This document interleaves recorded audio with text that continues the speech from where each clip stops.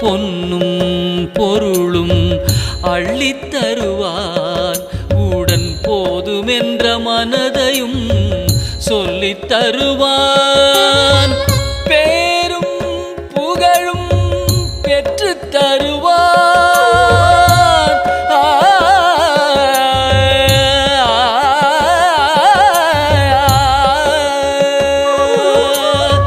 பேரும் புகழும் பெற்றுத் தருவான். அதன் பின் போகாமல் வாழ்வதற்கும் கற்றுத் தருவான். அதன் பின் போகாமல் வாழ்வதற்கும் கற்றுத் தருவான்.